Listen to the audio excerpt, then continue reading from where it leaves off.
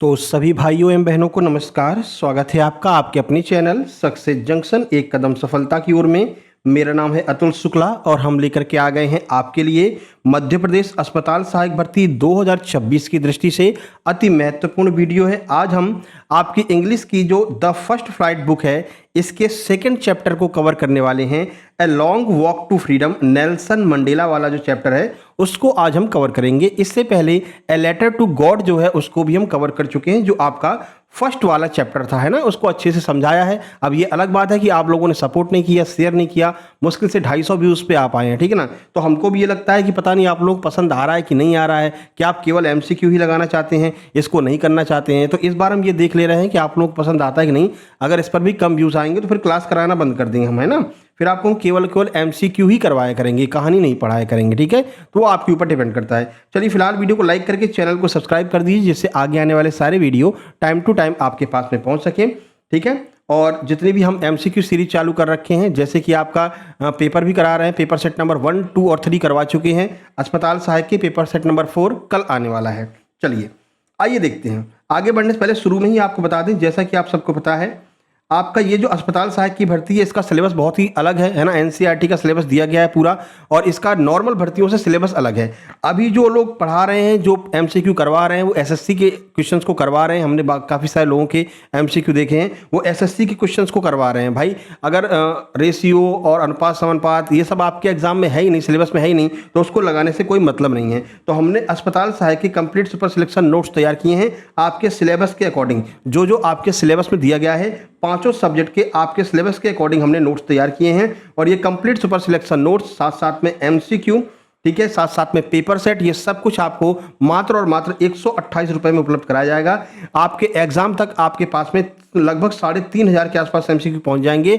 हर एक सब्जेक्ट के, हर एक टॉपिक के टॉप 100 एमसीक्यू भी हम करवाएंगे। अभी हम सामाजिक विज्ञान का एक करवा चुके हैं, मतलब कि 100 एमसीक्यू करवा चुके हैं भारत में राष्ट्रवाद का, और आपका जो है एक एमसीक्यू करवा चुके हैं आपका साइंस का, आमले छार पर टॉप 100 का, ठीक है। और एक किसी कवि का भी हम करवा चुके हैं। लगभग 250-300 प्रश्न अभी तक पहुंच चुके हैं, उनको आप करते रहिए, बाकी आगे की सारी पीडीएफ आपको मिलती रहेगी, ठीक है। तो छोटी सी प्रक्रिया जिसके द्वारा आपको ये नोट्स मिल सकते हैं, सारे एमसीक्यू मिल सकते हैं।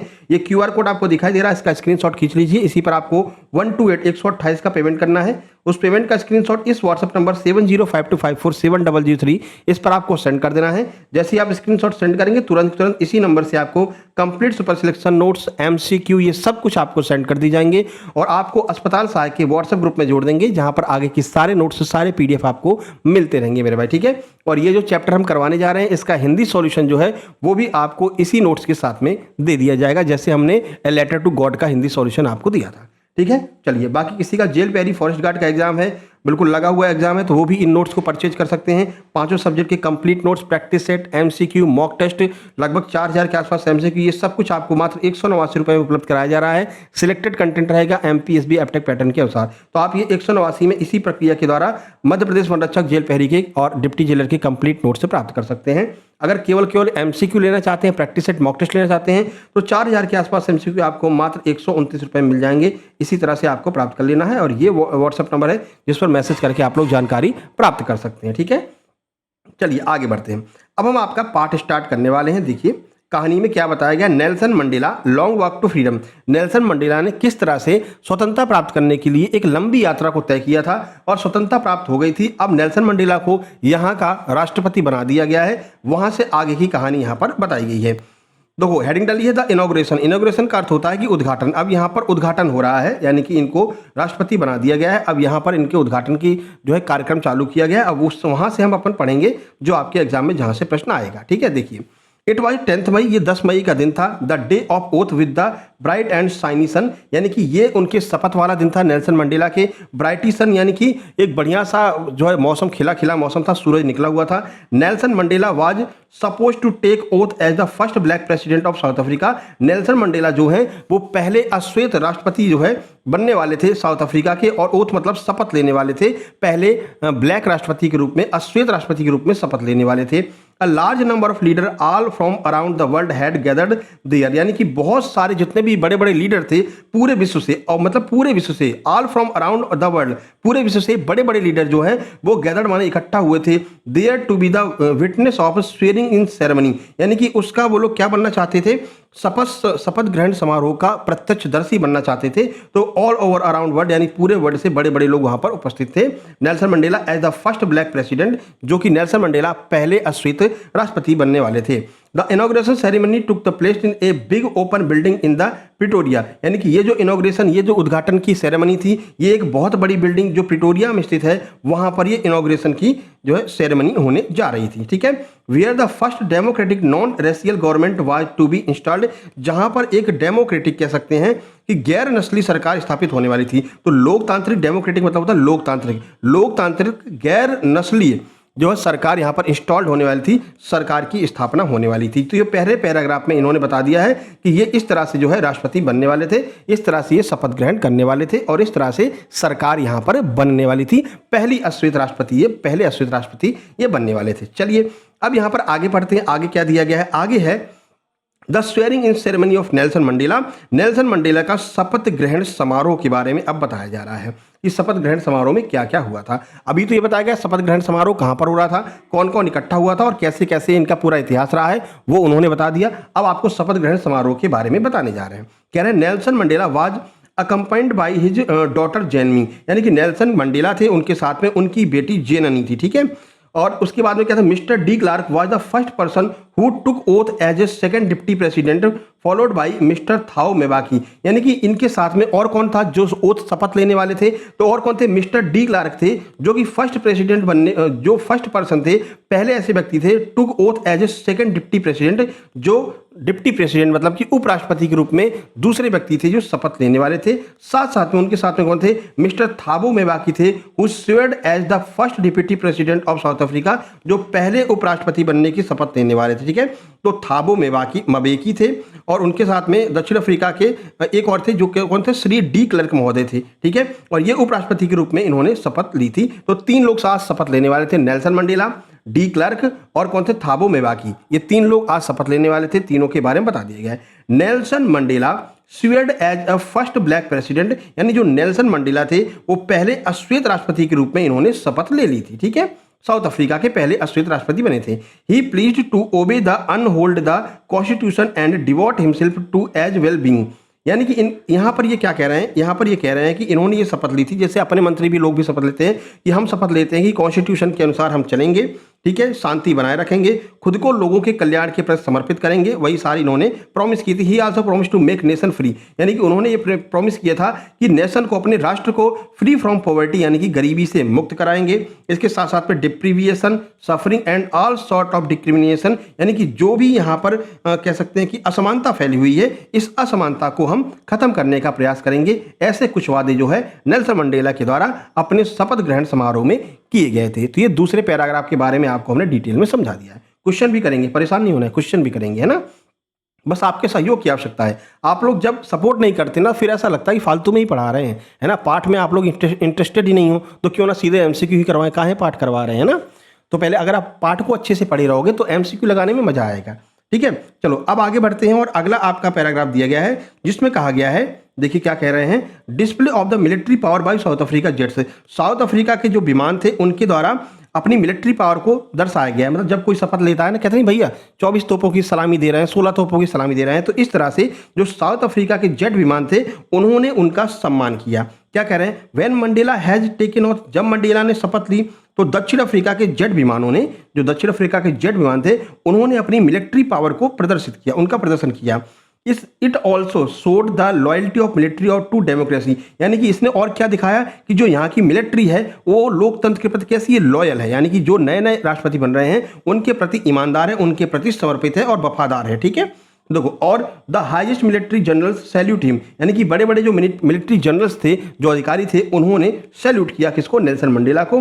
ही recounted that they would have arrested him many years before, उन्होंने ये याद दिलाया कि कैसे उन लोगों ने कई साल पहले इनको गिरफ्तार किया था, किसको, नेल्सन मंडेला को, जिन्होंने गिरफ्तार किया था। आज वही नेल्सन मंडेला को क्या कर रहे हैं, सैल्यूट कर रहे हैं। It was followed by the playing of two national anthem, यहाँ पर दो राष्ट्रीय गीत गाए गए थे, दो राष्ट्रगान गाए गए थे। कैसे, दो लोग थे भाई, एक तो व्हाइट वाले लोग थे, यानी कि एक जो श्वेत लोग थे और एक अश्वेत लोग थे, तो दोनों लोगों ने अपने अपने नेशनल एंथम को गाया। द व्हाइट सैंग कौन सा इन लोगों ने कौन सा गाना गाया था? तो इन्होंने गाया था नकोसी सिकलेल।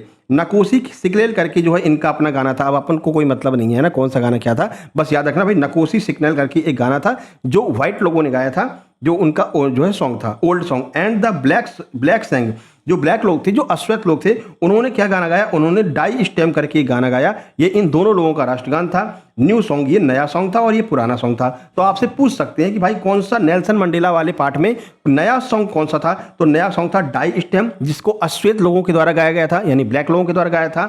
और निकोसी सिकलेल, ये पुराना सॉन्ग था जिसको श्वेत लोगों के द्वारा गाया गया था। तो यहां से भी प्रश्न आपके एग्जाम में बन सकता है। ठीक है, चलिए आगे बढ़ते हैं, अगला पैराग्राफ देखते हैं।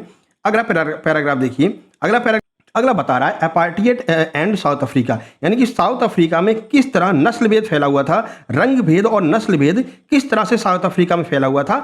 उन बीते दिनों की याद कौन कर रहा है? नेल्सन मंडेला कर रहे हैं। देखिए नेल्सन मंडेला क्या कह रहे हैं? Nelson Mandela remember about days gone by which will soon be the part of history where the whites had form as a system of racial dominance against the black. यानी नेल्सन मंडेला ये कह रहे हैं कि बीते दिनों को याद करते हुए कहते हैं जो जल्द ही इतिहास का हिस्सा बन जाएंगे। यानी कि जो बीते दिन थे जब जो श्वेत लोग थे ना, वो अश्वेत लोगों के खिलाफ नस्ली भेदभाव करते थे, अब ये पूरा इतिहास हो जाएगा। क्यों? क्योंकि अब एक अश्वेत राष्ट्रपति बन चुका है जो अश्वेतों के खिलाफ जो नस्ली भेदभाव चल रहा था उसको समाप्त करने के लिए बनाया गया। ठीक है, चलिए ये जो है समाप्त करने के लिए, जो नस्ली भेदभाव था उसको समाप्त करने वाले ये कौन बन गए हैं? राष्ट्रपति बन गए हैं। तो यानी कि अब अश्वेत लोगों पर जो प्रहार हुआ करता था, जो बातें हुआ करती थी अश्वेत लोगों के लिए, वो अब हिस्ट्री बनने वाली है। यानी कि अब ये घटनाएं दोबारा नहीं होंगी, ओवरटर्न नहीं होंगी, यानी कि अब ये घटनाएं दोबारा नहीं होने वाली हैं। He says that the policy of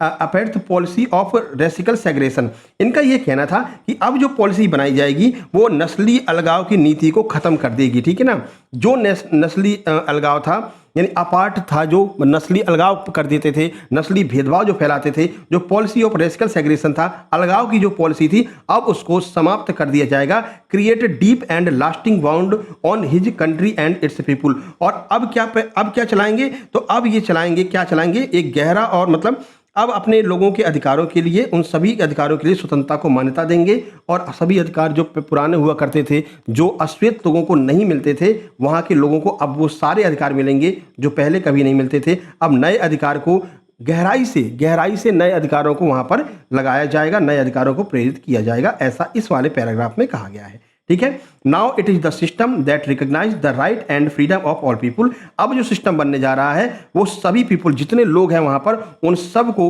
right मतलब अधिकार देगा, फ्रीडम मतलब स्वतंत्रता देगा। जितने भी लोग हैं उन सब को अधिकार देगा और स्वतंत्रता देगा, चाहे वो लोग श्वेत हों, चाहे वो व्हाइट हों, चाहे वो लोग अश्वेत हों, सब लोगों को बराबर अधिकार दिया जाएगा, ऐसा नेल्सन मंडेला ने कहा है। ठीक है, अगला पैराग्राफ क्या बता रहा है? Regret of Mandela and remembrance of freedom fighters. अब मंडेला ने रिग्रेट किया है कि भाई इस स्वतंत्रता की लड़ाई में उनको क्या क्या खोना पड़ा है, और जो लोग फ्रीडम के लिए मतलब कि शहीद हो गए हैं उनको रिमेम्बरेंस मतलब कि उनको याद किया जा रहा है। तो मंडेला का पछतावा और स्वतंत्रता सेनानियों का स्मरण इस वाले पैराग्राफ में बताया गया है। ठीक है, चलिए देख लेते हैं इस वाले पैराग्राफ में क्या बताया है। छोटी सी बात है, चलिए देख लेते हैं, है ना। तो ये देखिए, ये कह रहे हैं, देखिए इसमें क्या बता रहे हैं वो देख लेते हैं। ऑन द ऑस्पिशियस डे, यानी कि ये जो दिन था, नेल्सन मंडेला का ये दिन था, ये बहुत ही शुभ दिन था। Mandela regret the loss of thousand of people, यानी कि इस शुभ दिन पर मंडेला को वो सारी चीजें याद आ रही हैं जिन लोगों ने इस स्वतंत्रता के लिए अपने प्राणों को न्यौछावर किया था। Thousand of the people and remember their sacrifices, यानी कि ये हजारों लोगों को याद कर रहे हैं उनकी सेक्रीफाइसेस, यानी कि उन्होंने जो सेक्रीफाइसेस किए थे, उन्होंने जो अपने देशभक्त मतलब जो उन्होंने अपने देश के लिए बलिदान किए थे, उनको वो याद कर रहे हैं। For the freedom from discrimination, यानी कि इस भेदभाव, नस्ली भेदभाव के खिलाफ उन लोगों ने जो बलिदान किए थे, जो सेक्रीफाइसेस किए थे, उनको याद कर रहे हैं। He thought of himself as the sum of all those African patriots, यानी कि वो जितने भी पैट्रियोट्स थे, जितने भी अमेरिकन लोग थे जो शहीद हो चुके थे या जो देशभक्त थे, जो क्रांतिकारी थे, उनके साथ में खुद को भी खड़ा हुआ पाते हैं। ठीक है, who sacrifice their lives before him, यानी कि जो उनसे पहले जिन लोगों ने अपनी लाइफ को, अपनी ज़िंदगी के साथ में सेक्रीफाइस किया, अपनी ज़िंदगी को कुर्बान कर दिया। किसके लिए? ये जो डिस्क्रिमिनेशन चल रहा था, ये जो नस्ली भेदभाव चल रहा था, इसके लिए उन लोगों ने अपने मतलब कि अपने पूरे जीवन को बलिदान कर दिया। उन लोगों को याद करते हुए वे बहुत ही ज़्यादा भावुक हो जाते हैं और उन्हें इस बात का दुख था कि उनका धन्यवाद वो नहीं कर पाए हैं। क्यों? क्योंकि वो लोग पैट्रियट हो चुके हैं। पैट्रियट का अर्थ जानते हैं? जो शहीद हो चुके हैं। जो शहीद हो चुके हैं अब उनका उनके सामने धन्यवाद नहीं कर पा रहे हैं। इस बात का he was pained that he could not thank him. उनको ये दुख हो रहा है कि वो उन लोगों के सामने ये नहीं दिखा पा रहे हैं कि आप लोगों ने सेक्रीफाइस किया और देखिए आज हम जो है स्वतंत्र हो गए हैं। ये बहुत थोड़ा सा बड़ा सा दिख रहा है ना। चलिए करा देते हैं, कोई दिक्कत नहीं है। चलिए थोड़ा जल्दी करा देते हैं ना। देखिए चलो, अब ही रिकॉल्ड ग्रेट फ्रीडम फाइटर। अब इन्होंने कुछ ग्रेट फ्रीडम फाइटर हैं जिनको उन्होंने याद किया है। वो कौन कौन हैं? तो ओलिवर टेम्बोस हैं, वाटर सिसलू हैं, और कौन कौन हैं? चीफ लुथुली हैं, यूसुफ डेडू हैं, इसके साथ में और महान स्वतंत्रता सेनानी हैं जिनको ये याद कर रहे हैं। उनके असाधारण साहस को और ज्ञान को और उदारता वाले पुरुषों को लगातार वो याद कर रहे हैं। वही सारी बातें इसमें बताई गई हैं। आगे देखिए, goodness and duties of man. उन्होंने बताया कि भाई मनुष्य की अच्छाई और कर्तव्य क्या होता है। इस पर थोड़ा सा उन्होंने बातें की हैं। क्या बातें की हैं आइए देख लेते हैं। The author says that being white और black is not the token of your goodness and superiority. यानी उनका ये कहना है कि जो रंग हैं व्हाइट और ब्लैक हैं ये नहीं तय करते हैं योर गुडनेस, तुम्हारी अच्छाई को नहीं तय करते हैं कि भाई तुम अगर श्वेत हो तो तुम बहुत अच्छे हो, तुम अगर ब्लैक हो तो तुम बहुत खराब हो। ये जो रंग है वो इस बात का गवाह नहीं है कि ये ना ही आपकी सुपर प्रायोरिटी को भी दर्शाते हैं कि तुम अगर श्वेत हो तो तुम हाईएस्ट उस पर पोस्ट पर रहोगे, अश्वेत हो तो छोटे पोस्ट पर रहेगो। ये जो है ये कलर नहीं डिसाइड करते हैं। ठीक है, no one is born hating other. कोई भी इस बात के लिए जन्म नहीं लिया है कि वो दूसरों को जो है हेट कर सके, दूसरों से नफरत कर सके। People should love one another, यानी पीपुल को, लोगों को एक दूसरे से प्यार करना चाहिए। विच कम विदाउट फोर्स, और बिना जबरदस्ती के। ऐसा नहीं कि प्यार कर रहे हैं तो डर के मारे कर रहे हैं, ऐसा नहीं। Without force as it is natural, जो कि प्राकृतिक है, जो प्रकृति ने हमको रंग दिया है, बिना किसी भेदभाव के एक दूसरे से प्रेम के साथ में रहना चाहिए। It is man essential goodness, यानी कि ये जो है वो अगर आप प्रेम से रहोगे तो ये किसी भी व्यक्ति के कर्तव्यों को और मतलब उसके मन की जो भाषाएं मतलब भावनाएं होती हैं, एसेंशियल गुडनेस वो अंदर की गुडनेस होती है। अगर आप जो है प्रेम से एक दूसरे से रहते हैं, बिना किसी भेदभाव के रहते हैं, तो ये आपके मन के अंदर की अच्छाई को व्यक्त करता है। चलिए आगे बढ़ लेते हैं। अब इसमें अश्वेत लोगों के बारे में और क्या बता रहे हैं वो देख लीजिए। A man has to perform duty to his family, यानी कि एक ऐसा व्यक्ति जो अपने परिवार, अपने समुदाय और देश के प्रति कर्तव्यों का पालन करना चाहता था, जिसे वह अश्वेतों के लिए लड़ने से पहले अपने देश में नहीं देख पाया था। देखो, which he did not see in his country before he posed himself to fight for the black, यानी कि एक ऐसा व्यक्ति जो अपनी ड्यूटीज़ को परफॉर्म करना चाहता था, है ना, और जो अश्वेत लोग हैं उनके लिए वो अपने मतलब कि अपनी भावनाओं को व्यक्त करना चाहता था, लेकिन व्यक्त उसको नहीं करने दिया जाता था। यानी कि कुल मिलाकर ये कह रहे हैं कि जो अश्वेत लोग थे उनको दबा कुचला माना जाता था, उन लोगों को किसी भी प्रकार के अधिकार नहीं दिए जाते थे, और अगर कोई व्यक्ति ऐसा करना चाहता था तो उसको दबा दिया जाता था, उसको पॉज्ड हिमसेल्फ, यानी कि उसको अंदर ही अंदर दबा दिया जाता था। A black man was punished if he tried to live like a human being. एक ब्लैक मैन को, एक जो है अश्वेत व्यक्ति को पनिश्ड मतलब कि सजा दी जाती थी अगर वो एक normal try to live like a human being, एक नॉर्मल व्यक्ति की तरह अगर वो रहना चाहता था, एक ह्यूमन बीइंग की तरह अगर वो रहना चाहता था, तो उसको क्या किया जाता था, उसको सजा दी जाती थी। And force to live apart from his own people, और उसको अपने लोगों से अलग रहने के लिए क्या किया जाता था, फोर्स किया जाता था। दूसरों से, अपने लोगों से अलग रहने के लिए, यानी कि श्वेत लोगों से अलग रहने के लिए उसको क्या करते थे, फोर्स करते थे कि तुम अलग रहो दूसरों से। So he was not allowed to perform his duty for his family. इस वजह से वो अपनी जो ड्यूटी थी अपने फैमिली के प्रति उसको वो नहीं व्यक्त कर पाता था, उसको वो निभा नहीं पाता था, क्योंकि भाई जो भी अश्वेत लोग रहते थे उनको ना तो सही से भोजन दिया जाता था, उनको ना उनके साथ में सही से व्यवहार किया जाता था। तो ऐसे में जो व्यक्ति था, जो अपने फैमिली का मेंबर हुआ करता था, जो फैमिली का कह सकते हैं कि मुखिया हुआ करता था, वो अपने कर्तव्यों का पालन नहीं कर पाता था। क्यों? क्योंकि श्वेत लोग जो थे वो उन अश्वेत लोगों को दबा करके रखना चाहते थे। ठीक है, अब मंडेला ने क्या कहा है, तो नेल्सन मंडेला कहते हैं meaning of freedom bye Mandela. Mandela के अनुसार फ्रीडम क्या होती है, स्वतंत्रता क्या होती है, ये मंडेला जी बता रहे हैं। एज ए किड, एक बच्चे के रूप में मंडेला के लिए, Mandela has different meaning for being free as he wanted to run in the field. यानी कि एक बच्चे के रूप में मंडेला का क्या मानना है, तो मंडेला के लिए स्वतंत्र होने का मतलब था कि वह खेतों में दौड़ना चाहते थे। भाई वैसे तो ब्लैक लोगों को खेतों में भी नहीं जाने देते थे, जो श्वेत लोग थे वो खेतों में भी नहीं जाने देते थे।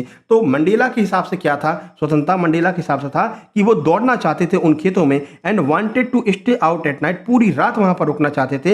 एज ही ग्रू ओल्डर, जहां पर वो बड़े हुए हैं, he wanted to the freedom for livelihood for himself and his family, वो अपने वो जहाँ पर अपने बड़े हुए हैं, वो अपने परिवार के लिए आजीविका की स्वतंत्रता चाहते थे। वो ये चाहते थे कि ये जो खेत हैं, वहाँ पर हमने इतना रह करके, इतनी मेहनत करके जहाँ पर हमने काम किया है, तो वो जो खेत वगैरह हैं, उन पर पूरा अधिकार जो है, उनके परिवार वालों का हो, जिन लोगों ने उसमें मेहनत की है, जिन लोगों का वो खेत है। यानी कि वो वहाँ पर जो है खेतों में दौड़ना और रात भर बाहर रहना चाहते थे। जैसे-जैसे बड़े हुए, अपने परिवार के लिए आजीविका की स्वतंत्रता चाहते थे कि जो हमारा खेत है, वो उसमें हम आजीविका मतलब अपनी आजीविका को व्यक्त कर सकें, अपने आप को वहाँ पर खेती वगैरह कर सकें, जिससे कि हमारे परिवार की आजीविका चल सके। लेकिन क्योंकि श्वेत लोग क्या करते थे, टैक्स पे टैक्स लगाए जाते थे और वो अपने परिवार की आजीविका को नहीं चला पा रहे थे, तो इसको लेकर के वो स्वतंत्र होना चाहते थे, ठीक है।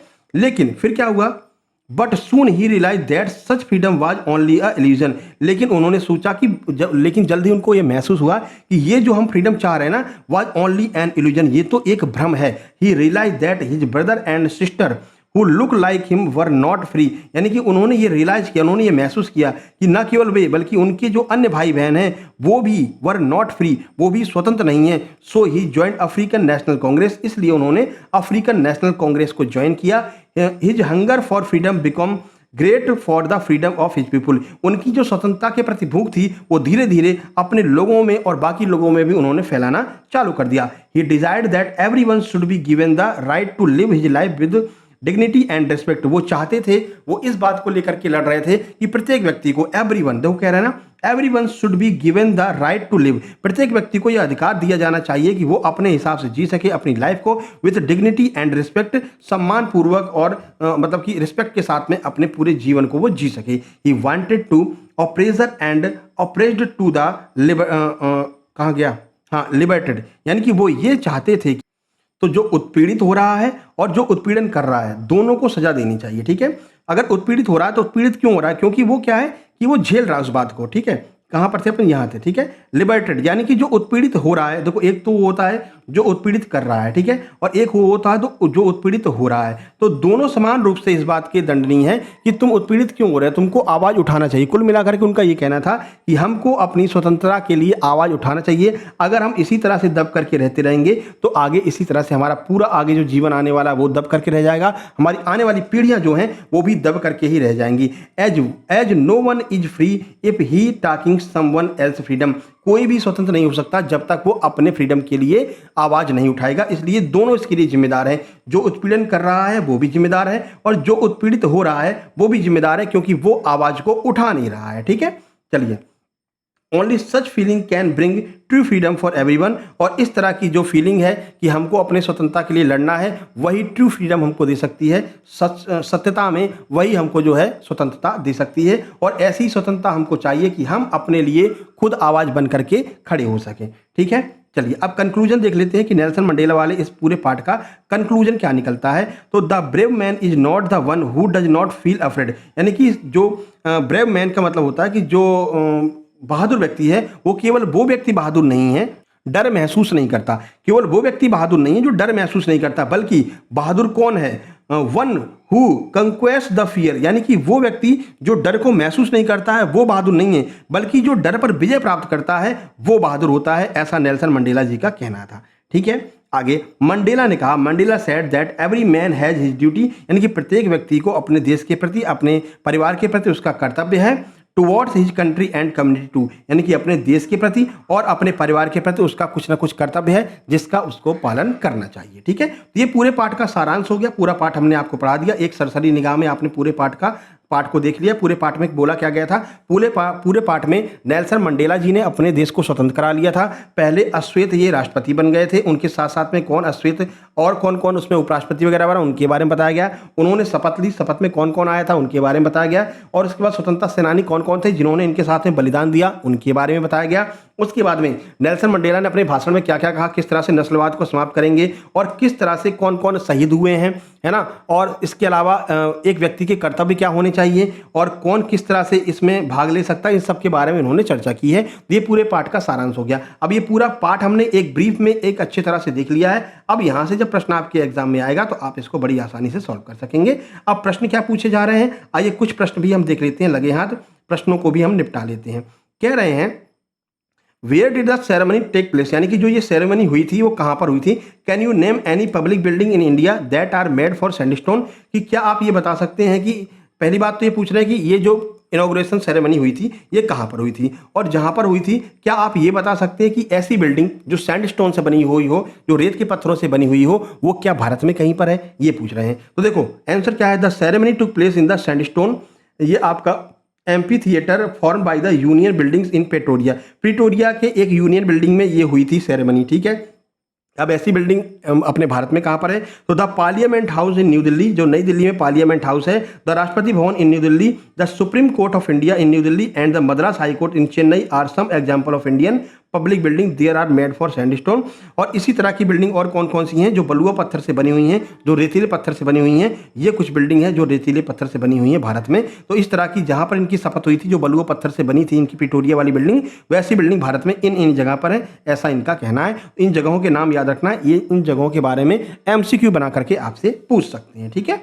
अगला प्रश्न देख लेते हैं, प्रश्न नंबर 2 क्या कह रहा है। प्रश्न नंबर 2 कह रहा है देखिए, can you say how 10th May is autumn day in South Africa, क्या आप बता सकते हैं कि जो 10 मई है पतझड़ का दिन क्यों कहा जाता है, किसको साउथ अफ्रीका में 10 मई के दिन को पतझड़ का दिन क्यों कहा जाता है, आइए देखते हैं। 10th May is an autumn day, 10 मई के दिन को पतझड़ का दिन कहा जाता है, क्यों, in South Africa because on this day, इस दिन there was a largest gathering of international leader on South Africa, यानी कि जो साउथ अफ्रीका के विभिन्न देशों से आए हुए लोकतांत्रिक और गैर नस्ली लोग थे, वो सब लोग एक ही जगह पर इकट्ठा हुए थे, ठीक है। इस वजह से सॉइल मतलब कि साउथ अफ्रीका की ज़मीन पर इकट्ठा हुए थे of South Africa at first democratic non racial government के लिए, यानी कि पहली जो गैर नस्लवादी और ब्लैक लोगों की मतलब कि जो सरकार बन रही थी उसके लिए 10 मई को लोग इकट्ठा हुए थे, इसलिए 10 मई के दिन को ऑटम डे कहा जाता है। ऑटम डे का मतलब होता है पतझड़ का दिवस से कहा जाता है, ठीक है। चलिए बाकी 3-4 क्वेश्चन और हैं, ये आप यहाँ पर देख सकते हैं। फिलहाल आपको हमने बता दिया है कि इस पार्ट में क्या क्या कराया गया है। देखो जैसे क्वेश्चन नंबर 6 देख लीजिए, what do the military generals do, military generals ने क्या किया था, तभी बताया ना, मिलिट्री जनरल्स ने क्या किया था, सैल्यूट किया था, ठीक है। How has their attitude change and why, उनका एटीट्यूड क्यों चेंज हो गया और कैसे चेंज हो गया, तो देखो the highest military general of the South African defence force and police saluted Mandela and placed their loyalty, यानी कि जो बड़े बड़े अधिकारी थे डिफेंस सेक्टर के और जो पुलिस के अधिकारी थे उन्होंने सैल्यूट किया, क्यों, और उनके प्रति लॉयल्टी दिखाई, यानी कि अपनी जो है कह सकते हैं वफादारी दिखाई। When the military general salute Mandela, he was not unmindful of the fact that not too many years ago they would not have saluted him but arrested him, ठीक है। तो इनका ये कहना था कि जो वहाँ के जनरल अधिकारी थे ये लोग अपने माइंड में ये बात भी रखे हुए थे, अपने आप के अंदर ही अंदर शर्मिंदा भी महसूस कर रहे थे। क्या शर्मिंदा महसूस कर रहे थे कि कुछ साल पहले ही तो हमने इनको गिरफ्तार किया था, इनको कभी सैल्यूट नहीं करते थे, इनका अनादर करते थे, और आज हम उनको सैल्यूट कर रहे हैं। तो ऐसे नेल्सन मंडेला जी को वो लोग सैल्यूट करते हैं, ठीक है। ये पूरी कहानी है, पूरे क्वेश्चन आंसर दिए गए हैं। अब बाकी हम डेली आप देखते हैं पेपर सेट करवाते हैं। पेपर सेट में कल भी हमने नेल्सन मंडेला वाला क्वेश्चन लिया था और परसों वाले पेपर सेट नंबर 2 में हमने जो है आपका अलोंग वॉक टू फ्रीडम का एक और क्वेश्चन लिया था। तो इस तरह से जो डेली हम प्रैक्टिस सेट करवा रहे हैं, जो पेपर सेट करवा रहे हैं, उसमें हम इंग्लिश और हिंदी के भी सभी प्रश्नों को लेते हैं। तो पेपर सेट आप लोग जरूर अटेम्प्ट किया कीजिए।